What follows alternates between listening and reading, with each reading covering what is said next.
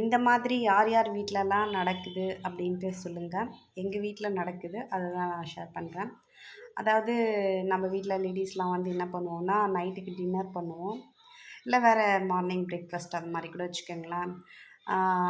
அந்த மாதிரி பண்ணுறப்போ வீட்டில் எத்தனை பேர் இருக்காங்களோ, எவ்வளோ இப்போ இட்லியே நம்ம பண்ணுறோன்னா, எவ்வளோ பேர் எத்தனை இட்லி சாப்பிடுவாங்க அப்படின்னு சொல்லிட்டு கணக்காக நம்ம வைப்போம்.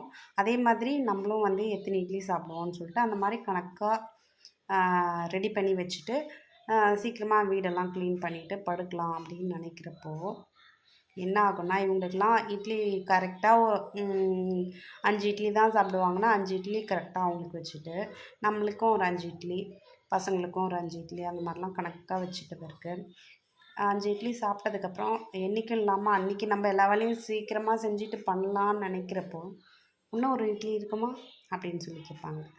அதே மாதிரி பசங்களும் அம்மா ரொம்ப பசிக்குது இன்னொரு இட்லி. அப்போ என்ன பண்ணுவோம், நம்மளுக்கு வச்ச இட்லியிலேருந்து தான் அவங்களுக்கு போடுவோம். கடைசியில் உனக்கு இருக்கா அப்படின்னு கேட்பாங்க. நம்மளும் என்ன சொல்லுவோம், இருக்குது நீங்கள் சாப்பிடுங்க ரொம்ப அப்படின்னு சொல்லிட்டு.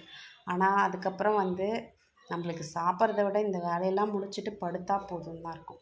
இந்த மாதிரி எத்தனை பேர் வீட்டில் நடக்கும் அப்படின்னு சொல்லிட்டு சொல்லுங்கள். எங்கள் வீட்டில் இந்த மாதிரி தான் நடக்குது.